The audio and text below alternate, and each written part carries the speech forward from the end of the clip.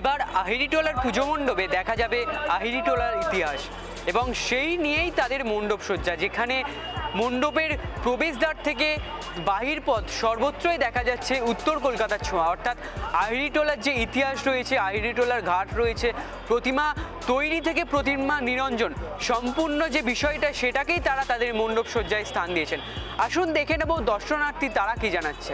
এবারে তো খুবই ভালো হয়েছে, এটা আমার ফার্স্ট টাইম আহিরিটোলাতে। আমি প্রত্যেকবারই আসি, বাট কোনোবারই দেখার সময়টা হয় না, আগেই চলে যেতে হয়। আজকে ভেবে নিয়েছি যে দেখবো, বাট খুবই ফার্স্ট ভিউটা ভীষণ ভালো হয়ে লাগছে।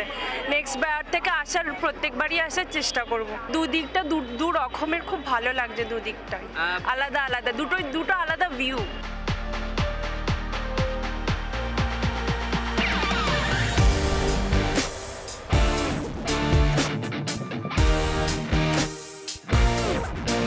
মণ্ডপটা খুবই নতুনত্ব লাগছে, আমাদের ইতিহাসটা ওইখানে দেখা যাচ্ছে, ভালো লাগছে দেখে খুব।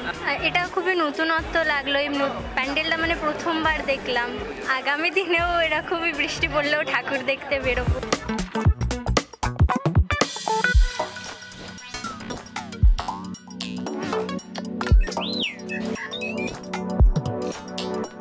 প্রতিবারের বছরই এবছরও মানে আহিরিটোলা যেরকম তার ঐতিহ্যটা বজায় রেখেছে, এবছরও ভীষণই ভালো। এখান প্রতি বছরই আসা হয়, এবছরও এসছি, খুবই ভালো এক্সপিরিয়েন্স, খুবই ভালো। বিসর্জন হওয়া মানেই তো তার আগমনটা হবে, তো বিসর্জনটাই এখানে বিসর্জনটাকে মেনভাবে তুলে ধরা হয়েছে। তো মানে খুবই একটা ইউনিক একটা মানে ঐতিহ্যপূর্ণ যে একটা ভালো, সেটাই মনে হচ্ছে। মানে ঐতিহ্যপূর্ণ একটা যে পরিবেশনা, সেটাই মনে হচ্ছে। আমি এখানকারই মেয়ে, বিধাননগরের, তো অবশ্যই নর্থটাকে আগে শেষ করে তারপরেই সাউথে যাওয়ার ইচ্ছা আছে।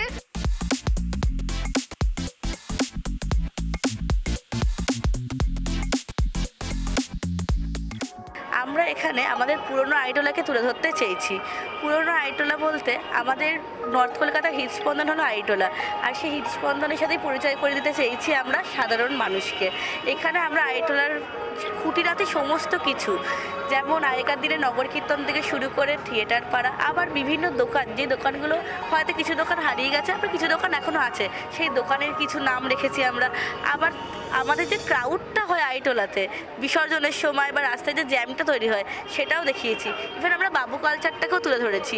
কুমারটুলিতে ঠাকুর তৈরির পর মায়ের বিসর্জনের পর আবার যে সাইকেলটা ঘোরে, আবার ঠাকুর তৈরি হয়ে এই যে প্রসেসটা, এটাও আমরা দেখিয়েছি। বিভিন্ন জিনিস যেগুলো মণ্ডপে দেখানো হচ্ছে সেগুলো অজানা। এছাড়াও শুধু জেনারেশন না, আহিরিটোলার একটা প্রাচীন ইতিহাস আছে, যে প্রাচীন ইতিহাসটা অনেকের কাছেই অজানা, সেটার সাথেই পরিচয় করাতে চেয়েছি আমরা। এখন যেটা দেখিয়েছি যে আন্ডার ওয়াটারের কাঠামোগুলোর যে অবস্থান, সেটা আমরা তুলে ধরেছি।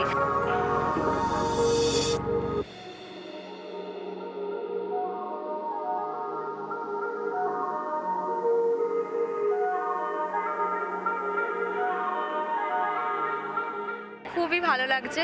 এখন এত তাড়াতাড়ি এত ভিড় হয়েছে, আমরা সত্যি ভাবছি যে পরের দিনগুলো আমরা সামলাবো কি করে, মানে এখনই এত ভিড় সামলানো যাচ্ছে না। তো খুবই ভালো লাগছে, সবাই আসছে যারা, তাদেরও খুব ভালো লাগছে, সেজন্যই নিশ্চয়ই আসছে। সুরক্ষা ব্যবস্থা আমাদের রয়েছে, যারা একটু আসতে প্রবলেম তাদের জন্য হুইল চেয়ার রাখা হয়েছে। তাছাড়াও ওখানে আমাদের বাইরে ফার্স্ট এডের জন্য রাখা হয়েছে। সব কিছু আমাদের সুরক্ষা ব্যবস্থা চারদিকে রাখা হয়েছে যাতে কারোর কোনো অসুবিধা না হয়। বয়স্ক যারা, তো তারা তো এগুলোর সাথে কানেক্ট করতে পারছে নিজেদের, তো তাদের আরেকটু বেশি ভালো লাগছে। এবং এখনকার জেনারেশন যারা, তারাও আগেকার সেগুলোর সাথে পরিচিত হতে পারছে।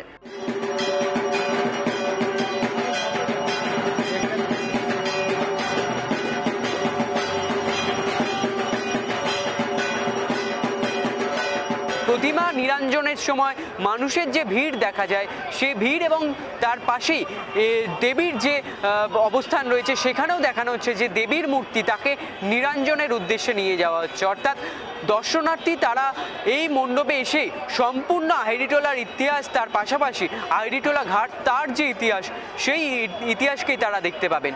ক্যামেরায় স্নেহাঙ্গনের সাথে অর্ঘজিতের রিপোর্ট, এস নিউজ।